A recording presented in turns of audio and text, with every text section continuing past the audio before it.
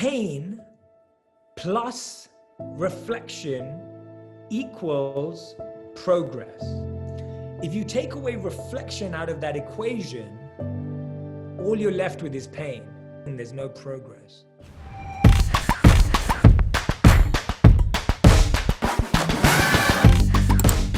I met Jay 2018 at A-Fest, but Jay, I want to acknowledge you because when you came to stage on Sardinia, at Mind Valley A-Fest in Sardinia, you did something really unique, which I've never seen a speaker do. Many speakers come and they deliver a speech that they have written before, you know, so it's like a factory process. Not that there's anything wrong with that. Many speakers have incredible set speeches, but you created something unique for the audience. Not only did you create something unique, you went to Sardinia early to film footage of the island to embed that in your speech. And your speech in Sardinia was voted the #1 talk in Mind Valley for all of 2018. So Jay Shetty won an award in 2019 for being the best speaker on Mind Valley out of over 100 speakers globally for all of 2018. And that's your dedication to the craft, and I wanted to acknowledge you for that. It is no surprise that you have 7.5 million fans on Instagram. You are the most popular individual person brand on Facebook. I believe, I don't know if that's still true, but I know it was like at least a year ago. You had more fans than Barack Obama, I believe, something. There was a time, yeah, there was a time when they were looking at engagement on Facebook and other platforms and ranking it against each other. But I think, you know, the most amazing thing, Vishen, has been, the most incredible thing in the last 3-4 years has been the commitment of the community and great friendships like yours. I genuinely, and I'm not just saying that, I have my Mind Valley trophy up there. I was going to go and grab it. I have it right there. But really, it's been the incredible relationships I've been able to build with people like yourself and so many others in the Mind Valley tribe that I'm friends with Kadi and everyone else. And so, you know, I think for me, that's really the greatest success, is having great friends. So I know we have something special for the audience today. We're going to spend 20 minutes. You're going to deliver a powerful dose of wisdom, and then we're going to have 20 minutes for a Q&A. So whenever you're ready, let's begin. Okay, let's do it. And yeah, I'm happy to extend whatever you want to extend, Vishen. So I've got time. So yeah, I want to be. And just before we begin, just for people who are new to you, so they can find you, you can find Jay on jayshetty.me. That's JAYSHETTY.me. And Jay's new book is out. And get this, Jay's book hit the #1 spot on Amazon. Not in a category, it hit the #1 spot on Amazon. It was the best-selling book in all of Amazon. It's called Think Like a Monk. I want you to open up Amazon, type Think Like a Monk, or type Jay Shetty, and bookmark that or add it to your cart. It is a brilliant book, #1 book on all of Amazon. Jay, is that correct? Yeah, it was amazing, man. It was just incredible. We went #1 across the world, and then thankfully made the #1 New York Times bestseller too, which was just insane and completely beyond my imagination. So thank you to everyone who went out and bought a book, left a review, everyone who's done all of that. Like, just thank you for showing up. I'm so grateful. And if you haven't read the book yet, then I look forward to hearing your feedback. So yeah, thank you, Vishen. Thank you for sharing the book. So let's get started with your lesson for us today. Your Jay Shettiness. Great, let's do it. So first of all, I just want to say a huge thanks again to Vishen and Mind Valley. I feel really invited into the family. I've been to a couple, maybe even a few more events recently as well. I want to give a big shout out to Irvin Valencia and Claire Anstey, who first told me about A-Fest many, many years ago. And I would never have imagined even attending, but then getting to speak was a huge, huge honor for me. And I've told Vishen that story before. So it's always an honor to be involved at Mind Valley. And today I want to share with you just 3 very simple messages, 3 very powerful stories that I believe are going to be really useful to reset your 2020. So if you've had a tough 2020, if you've had a difficult 2020, if you've had a 2020 full of ups and downs, and maybe you're still experiencing that today, I'm hoping that these 3 messages and these 3 insights will give you an opportunity to feel like you can reset, to feel like you can rebuild. Now, the first one that I want to share with you is an incredible lesson I learned from a guest on my podcast. Vishen's been an incredible guest on my podcast, a very popular episode. And we've had some phenomenal guests from different backgrounds. And one of the guests shared this equation with me. And this equation really left an imprint on my mind because of its simplicity. So I'll share the equation with you. The equation is pain plus reflection equals progress. So Ray Dalio shared this equation with me. And Ray Dalio, if you don't know him, billionaire investor worth $20 billion, incredible journey and career, deep meditator, practitioner of transcendental meditation, who he says has had a big impact on his life. He shared that pain plus reflection equals progress. If you take away reflection out of that equation, all you're left with is pain, right? If pain plus reflection equals progress and you take away reflection, all you're left with is pain. There's no progress. And for a lot of us, when we're experiencing pain, when we're experiencing stress, when we're experiencing pressure, when we're experiencing challenges, we forget to reflect. And when you forget to reflect, you lose the opportunity for real progress. We forget to reflect because we get distracted. We try to avoid pain, or we try to numb pain. How many of you have ever tried to distract yourself away from pain, or avoid pain, or numb pain? But when we reflect on pain, we have the opportunity to have progress in our lives. So I want you to ask yourself today, and I want you to write these questions down, and I want you to journal away. And if you're like, Jay, I'm not a writer, then I want you to voice note yourself, right? Sometimes hearing your own voice back can be a really powerful technique. So if you're a writer, write it down. If you're not, voice note it. And so just write out the questions right now. I want you to reflect on this year with these 3 questions that are going to help you build that reflection with your pain. So we've all experienced pain. Some of us have lost something, and some of us have lost someone, right? There are people who have lost people. I lost a lot of people this year in my life for different reasons, COVID and others. And when I reflected on it, these were the questions that I thought were the most powerful for reflection. So the first question that you must reflect on, which is an age-old truth, but is so overlooked, is what is this situation trying to gift me? What is this situation trying to gift me? There is some sort of gift here. There is some practical, valuable gift here that I might be missing. What is that gift? The second question is, how can I never forget that gift? And the third question is, how can I give that gift to others? These 3 questions encapsulate reflection. What is the gift in this moment? How can I never forget this gift so I never have to feel this way again? And how can I share this gift with others? And I'll share a story with you, a personal story that I haven't really talked about in depth anywhere else. And I want to share it here. So I lost one of my long-term spiritual mentors this year to stage 4 brain cancer. And he got diagnosed with stage 4 brain cancer about two years ago.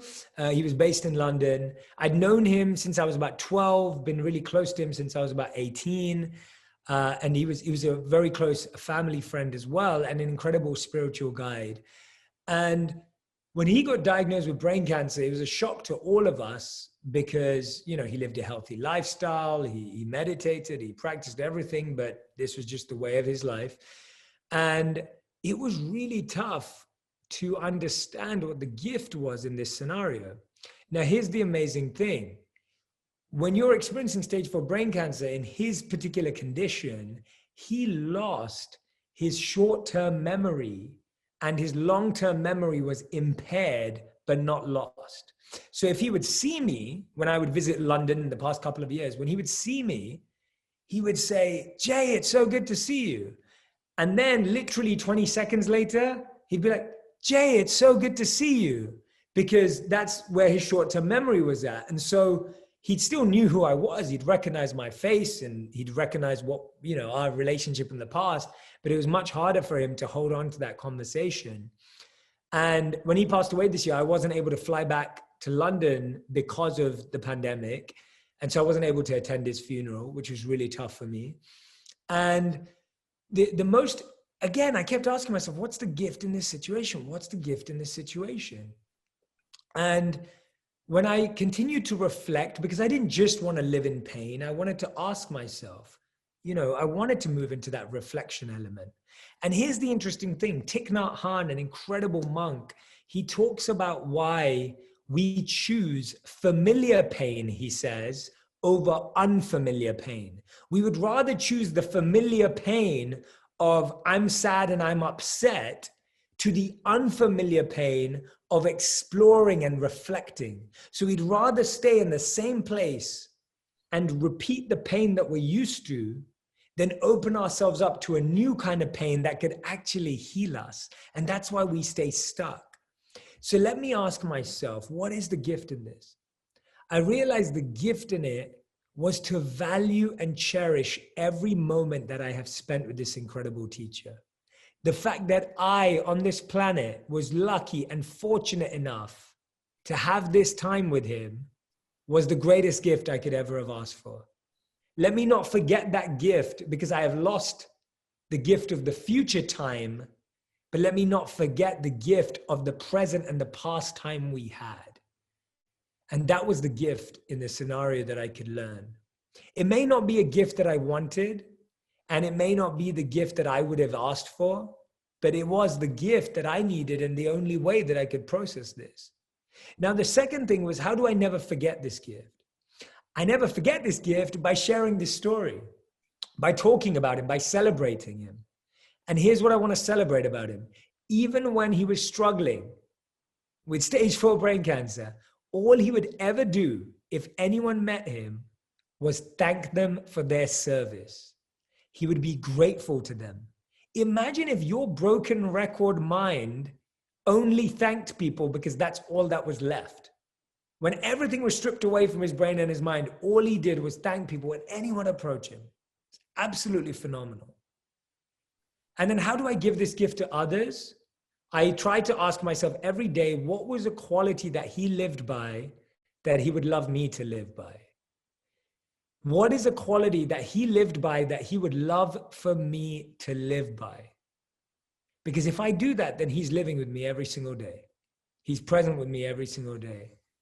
And so think about reflection, whether it's a situation, maybe your business has been impacted, maybe your entrepreneurial journey has been sidetracked, maybe you've dealt with some challenges in your personal life, your relationship. Use those 3 questions as a reflection.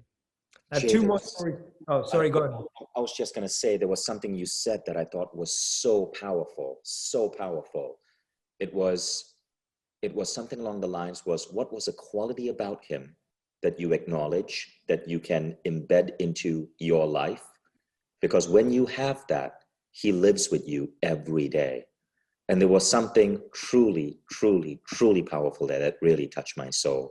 And I'm wondering if the audience listening to this felt that same thing. It was a profound bit of advice on how to deal with the loss of a loved one. So thank you for sharing that.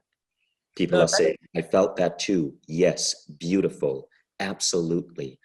So that really resonated with people. Thank you, Jay. I just wanted to draw attention to that because it was so profound. Please continue. Yeah, no, thank you, Vishen. Thank you so much. And thank you for giving me the opportunity to share this. I've not actually shared this anywhere else with this much depth, because it's something I've been processing as well. And it truly is that people live through their character and their qualities. And when we stop living by their character and their qualities, that's when they stop living, right? Like, that's really how we all live. Like, if you look at Mind Valley, like Mind Valley is infused with the people that created its qualities, right? That's why you all love it and connect with it. And so qualities and values and character lives beyond a physical presence. It's far more energetic. And therefore, if you're living in that vibration or that frequency or that energy, then that person's vibration and frequency and energy continues to live. So if you've lost someone this year, or if you've lost something, then please, please, please take that on board. And thank you for all your wonderful comments that are coming out. And I'm seeing a lot of great acknowledgement for things that you've lost too. So thank you, Vishen, and thank you everyone for sharing that. I want to share two more stories with you. The second story I want to share with you is a story that's told by the Buddha. And I know that Vishen's book is called The Buddha and the Badass, which I absolutely love. I think it's a great book, great title too. And we both share this. I think Vishen and I both have this affection for combining old and new and timeless and ancient and modern. And I love it. And I really appreciate having him as a brother on this journey. But the Buddha tells this incredible story. And he tells the story of a person who wants to cross a turbulent river. So this person's on a journey and there's a turbulent river running across, and they need to cross this to get to the next stage of their journey. The person's looking and goes, you can't swim that, right? If you try and swim that, you'll probably drown and get taken away by the current. And they don't have a boat, but they start to notice around them on the ground that they have some items that could build a raft. So they start seeing the bamboo, they start seeing twigs and sticks, they start seeing some rope, and they start to craft this raft. And they put all of it down, they tie it up together, they build an oar as well that they can hold. They see the raft, it's built now, they test it a little bit, and the person pushes it onto the river and starts paddling as fast as they can. They paddle with all their energy, they get to the other side, they made it. And they think to themselves, this raft saved my life. This raft is everything. I can't live without this raft. It is the best thing that I've ever created and the best thing that I own. I'm going to take this raft with me wherever I go. So they strap the raft onto their back, the big raft. They put the oar in as well. And now they're walking around with the raft on their back and trudging along to the next stage of their journey. Now, as they move forward, they get to a place that is completely wooded. Lots of trees, lots of big trees, and literally every couple of steps, there's a huge tall tree. So they're now trying to walk with this raft, and the raft just keeps hitting the trees, and they're trying to like maneuver and like swivel through, and they just keep getting knocked and keep like getting stuck. And they're like, gosh, this is tiring. How am I going to get this raft through? They're completely stuck. And the Buddha says that this is where this person has a choice.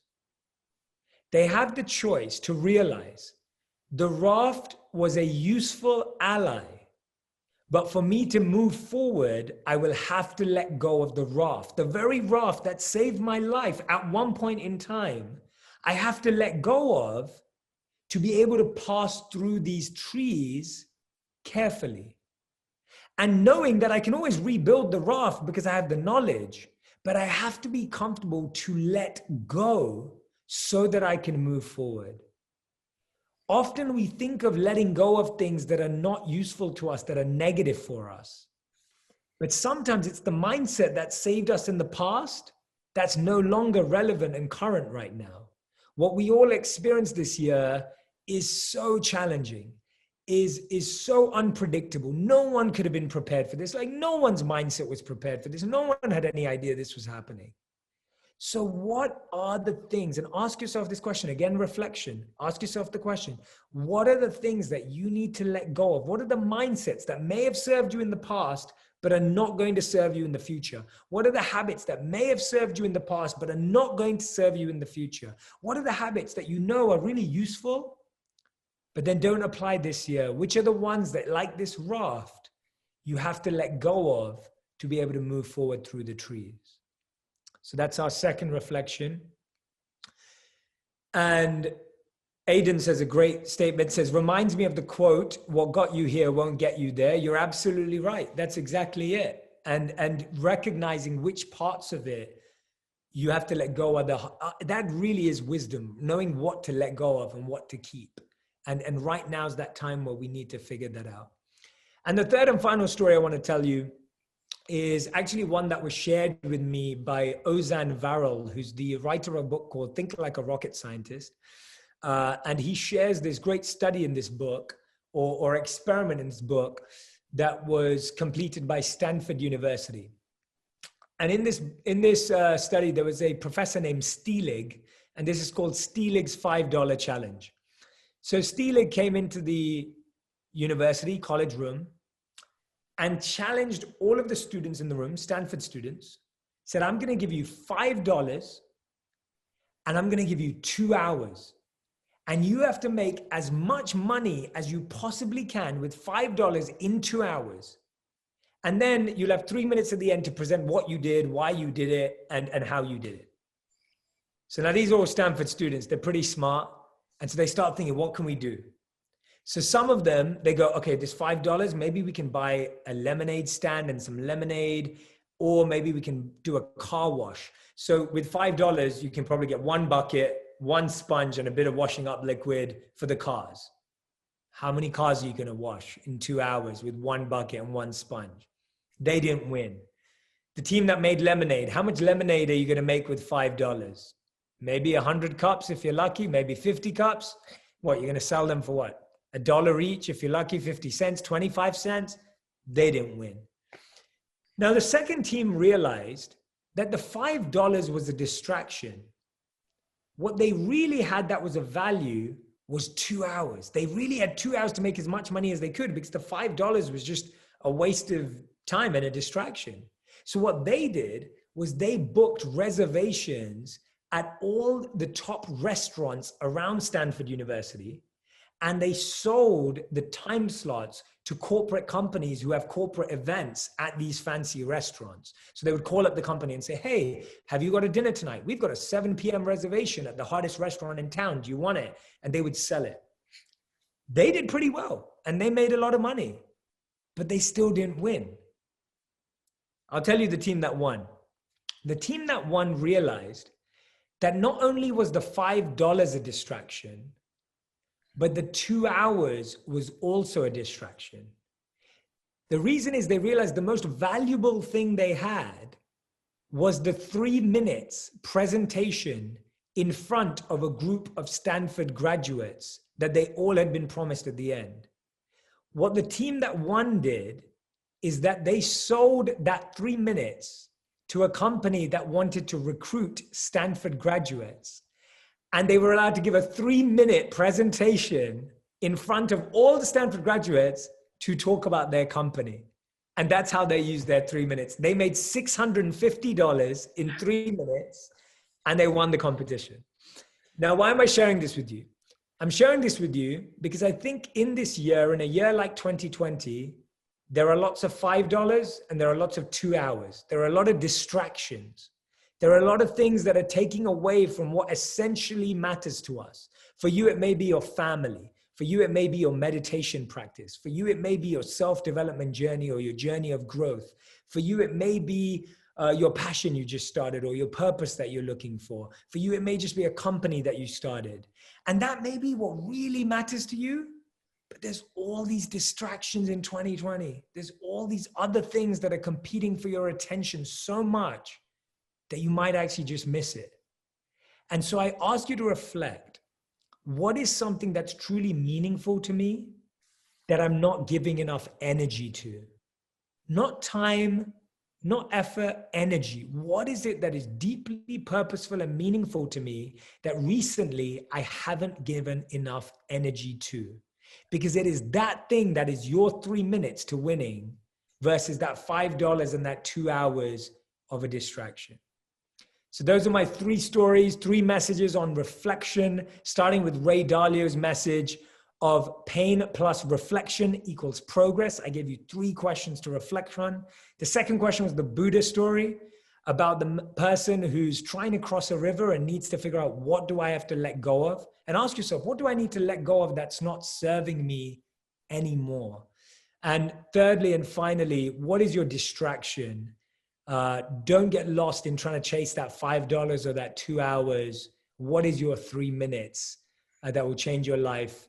And the last thing I want to leave you all with before we go into the Q&A is this very simple, actually, I'll share this. I'll wait till the end. I'll share this right at the end. I'll share this at the end. Those are my 3 messages for now, and then we'll add this later. Thank you, Vishen. Those were some powerful parables. so much in there. I want to go to the first one. I want to go back to the first one. Then we're going to come to the second story and the third story. But the first one on Ray Dalio, for the benefit of the people who are listening and watching this, will you repeat the 3 questions? Yeah, absolutely. So the first question is what gift is this situation trying to give me? As soon as you ask that question, you're shifting your mindset from this being pain to a gift.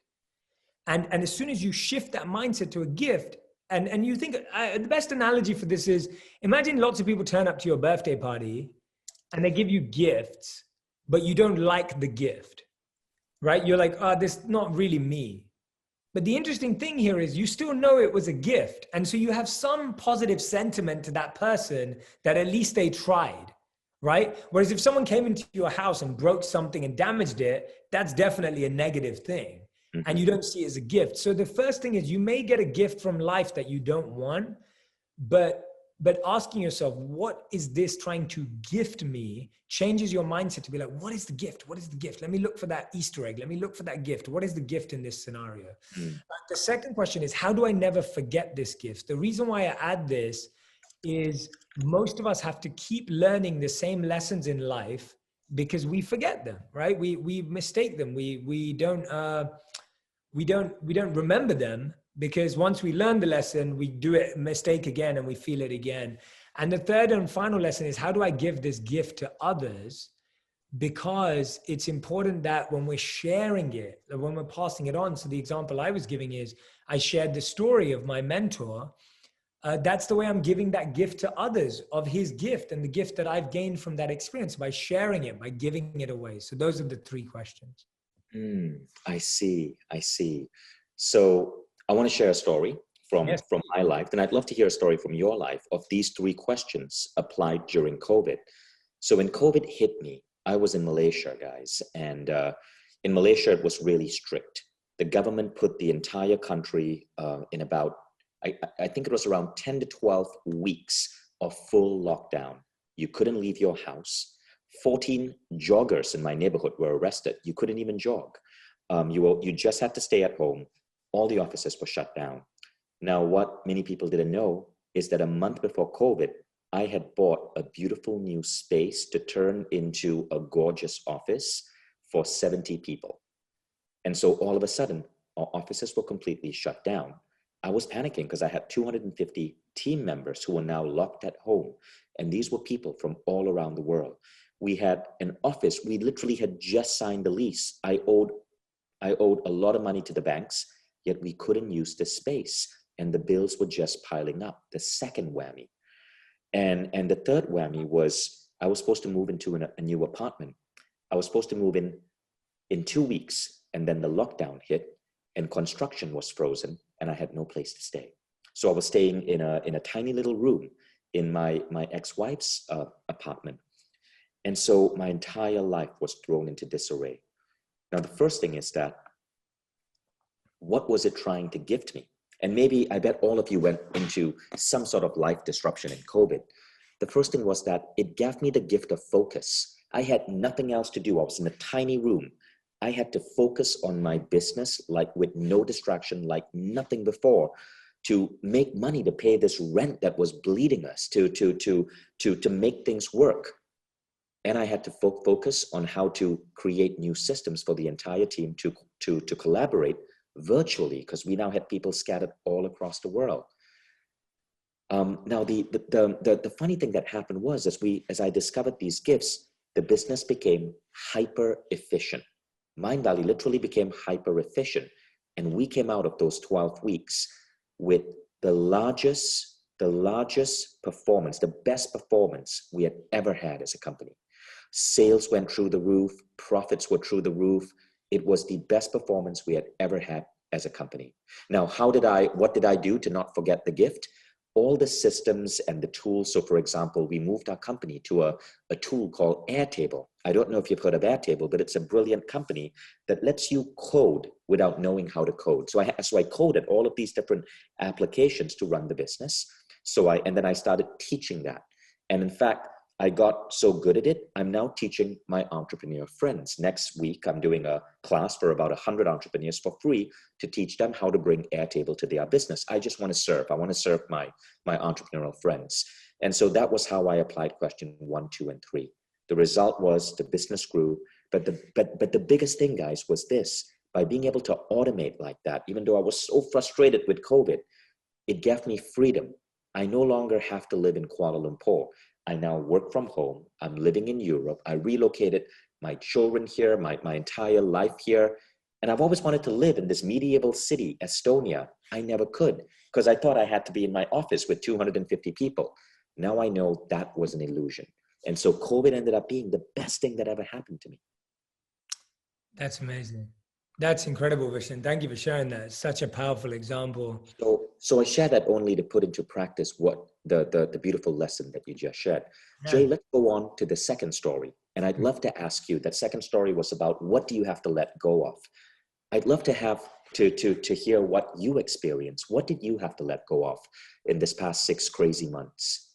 Yeah, I had to let go of the feeling that I thought I could be. So yeah, okay, let me explain this interestingly. So I consider myself to be someone who meditates, who reflects, who introspects. It's part of my daily practice. Yet, when I was forced to slow down, I realized how far away from real stillness I was. And so I had to give up the mindset that I thought I was already doing okay before. Because I thought I was fine. I was like, I was flying around, I was traveling, I was doing this, I was doing lots of stuff. And I thought, oh yeah, but I'm still taking the time out, I'm still doing the work, I'm okay. And then when we were forced into stillness, I was like, wow, I was so far away from stillness and clarity. I was so far away from stillness and clarity because when I was forced to slow down, I was like, oh my gosh, there's so many things I need to work on. There's so many things now that I notice need to shift and my team needs this and I need to work on this. And so it was almost like I thought I was really present and I was made to realize I wasn't. And that was me taking that raft of thinking, I have the skills, I have the tools to kind of go back and realize I have some skills and some tools, but I don't have it in this area. And so for me, I really got introduction into deep stillness and clarity in the beginning to really have a sense of what needs to shift for me to go to the next level. And that I did not have. If this didn't happen, you sometimes just keep going. You think you're reflecting, you think you're innovating, you think you're doing all of that stuff, but you're just fooling yourself. And so to actually have everything stripped away and to actually have time to say, oh, wow, I didn't have it figured out. And that's what I realized now, that actually having this, so my book was meant to come out in April and it got pushed back to September because of the pandemic. And that 6 months just changed my life, not just for the book, but for myself, to feel that I was in a different place and coming from a different vibration. So to me, that's the raft that I had to give up, Vishen. And it's I welcome it too. It's been phenomenal for me because I didn't realize how far away from slowness and stillness I was. What changed about your life? Because I know you are so busy, you're all over the place, you're in so much social media, like you're the most productive monk I know. But what changed about your life? Yeah, what changed was, so there was no more travel, of course, and that's a big thing for my life. I'm always traveling. There was no traveling. I work from home anyway. So we have offices in LA, but I don't work from them because I like working alone. And so my teams work from the offices, but I work from home anyway. So that was very normal for me to work from home. But the other thing that changed was the book got pushed back. Now that was a big thing because we'd been preparing, and I know a lot of you were like messaging me saying, Jay, like when's the book coming out? And the publisher made the decision because books were considered non-essential goods. And it just wasn't happening. And they were like, we have to push it back and it will be better to serve people later on. And I trusted them and they made the right call. And so that was pushed back. My whole world tour was canceled. So I was meant to go on a whole book tour around the world. We'd planned press and tours and dates to actually perform on stage. The show you came to last year, Vishen, in LA, we were taking that on the road. So we had to cancel all of that. Oh my God, your show was so amazing. I can't believe that you had to cancel it. next year. But yeah, we prepped this show. So Vishen was in LA last year, and him and Miriam and others came to the show and checked out the show. Me and Kadi went to the show. Oh, yeah. Kadi, sorry, Kadi. Yeah, sorry, Kadi came to the show. And yeah, it was amazing to have that experience. And we set it all up so we could take it on tour, but all of that got canceled. So much got canceled in my life. That's what changed. Was that I just want to give a shout out to that. It was Jay Shetty live. It was freaking amazing. It was a visual like feast for the eyes. It was like what you would see in a Netflix stand-up comedy special on a massive stage like in Carnegie Hall. It was that, but with wisdom and love and class. And it was just a really, really powerful experience. So when it goes back on, I want all of you guys to add it to your goal list to go check out Jay Shetty live. Okay, so that's really unfortunate. So yeah, I can imagine. Please continue. Yeah, so all of those things changed for me. But what didn't change was my morning routine, which has my meditation and my practices. That didn't change. What didn't change was that I got to really have time to reflect and think and introspect in a good way. What didn't change was that I was able to realize that I could really approach my fears. This was the biggest one. So my biggest fear was what if something happened to my parents? And same for my wife, because our parents are back in London. So our biggest fear was, what if something happens to our parents and we're not there? And 4 people died in our community back in London, like people of my parents' age. From COVID? Yeah, from COVID. Oh my God. So me and my wife were worried. And so we were telling our parents to stay safe. Now I asked myself this question, and I talk about it in the book. It's called the why ladder. And what you have to do is when you fear something like that, you have to ask yourself, why do I fear this? And so I asked myself, why do I fear this? And the answer was, because I won't get to see my parents.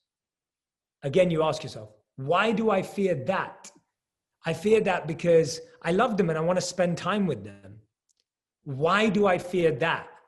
And when I kept asking myself this why ladder, I realized the root of my fear. When I asked that last why am I scared of that? It's because I don't feel I show my parents and my family enough love.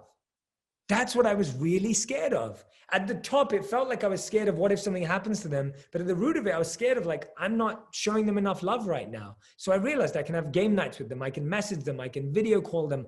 And I started putting more effort into the stuff I can control. And that started to remove that false anxiety and fear.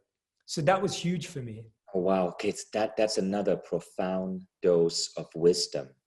The why ladder.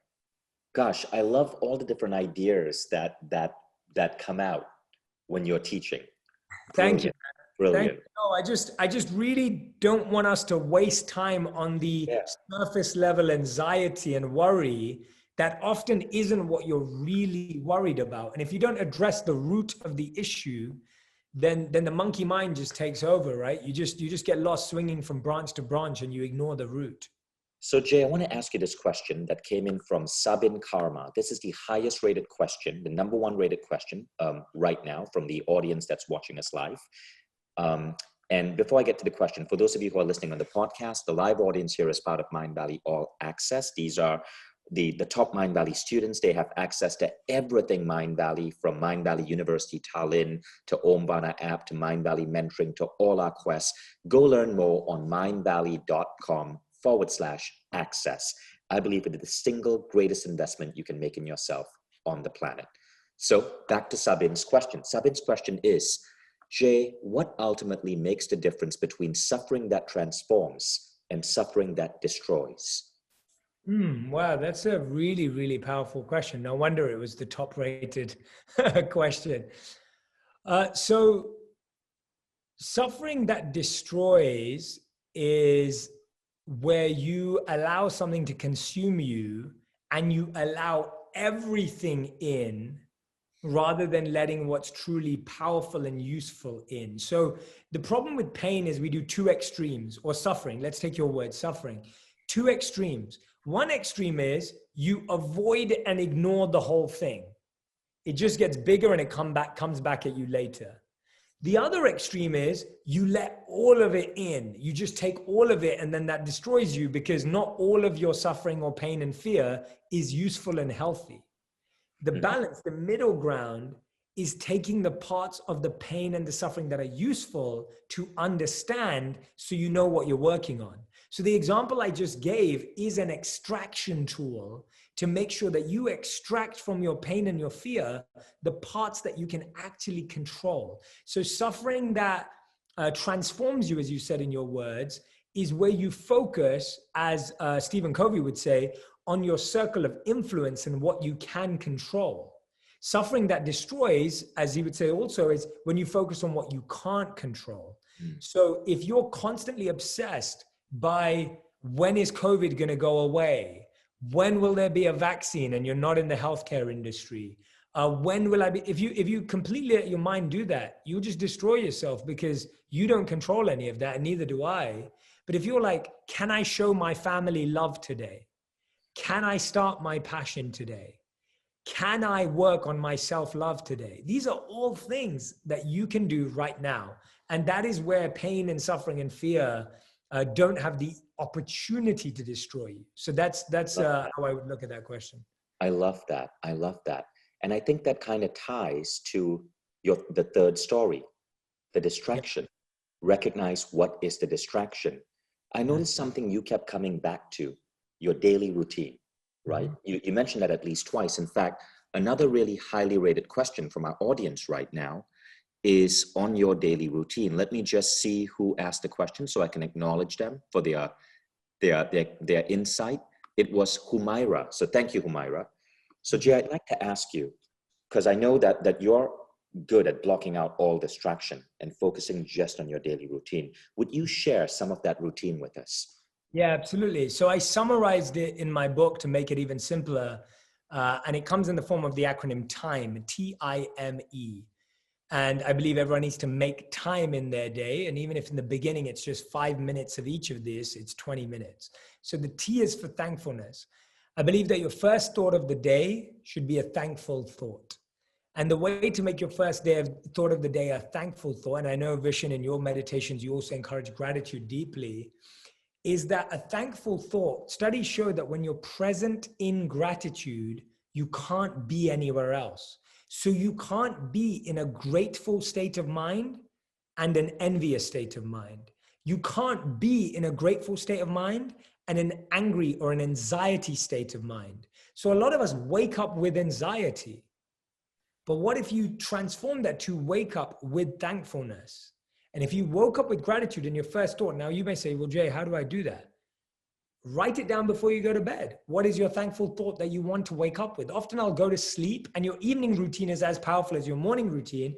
At night, I will say to myself and write down sometimes 3 times, I am waking up happy, energized, and healthy.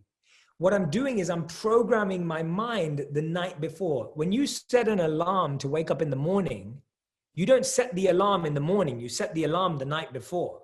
So you have to set your mind's mental alarm the night before. And so I said it with saying, I am waking up happy, energized, and healthy, because that's how I want to wake up. Then when I wake up, you will be surprised at how your mind, the algorithm of your mind, will put that at the forefront of your mind if you repeat it enough. So waking up with thankfulness. And one of the most important things about thankfulness is that thankfulness has to be personalized and specific. I'll give an example. Vishen, name 2 of your closest friends, real or imaginary, 2 people that you would, first names that come to mind. Harry Potter. Okay. And Tony Stark. Okay, great. I love it. I love it. I'm not let down by those 2 names at all. So Harry Potter and Tony Stark. Vishen hangs out with the Avengers a lot, and obviously with Harry Potter. So that's great. So let's say after this is all over, Vishen throws an incredible Mind Valley University A-Fest event, right? Like just throws one of his epic events. And let's say Harry Potter and Tony Stark turn up, which I would not be surprised if they did. So let's say they turn up to the party, and everyone has this great party after COVID's over, lockdown's over. So the party's safe and legal. And then after the party, he gets 2 text messages. Harry Potter messages Vishen and says, thank you, Vishen. It was a great event. But that's all Harry Potter says. Now, Tony Stark messages Vishen and says, Vishen, that party was amazing. The outfits were insane. The food was incredible. The games we played were amazing. And oh my gosh, your team and your family, your kids are so adorable. Like, I had the best time. Thank you so much. This made my 2020. Now, out of these two, it's natural. Vishen's a grateful person, so he'll be grateful for both messages. But it's very natural that Vishen's going to be more grateful to Tony Stark for his message because it's specific and it's personalized. And this is something Vishen does very well. Whenever I see Vishen or I'm speaking at a Mind Valley event or whatever it is, he'll always introduce me with a very personal story, not just a generic list of accomplishments or whatever it may be. And I really value him for that because A, it means that he remembers, which means he cares because memory is a part of care. B, it's because that means that something I did left a positive impact on him, which means that we have a relationship. And then every time he shares that, it gives me joy. So when you share specific and personalized gratitude, it not only gives the receiver joy, it gives the giver joy. So that's the first thing.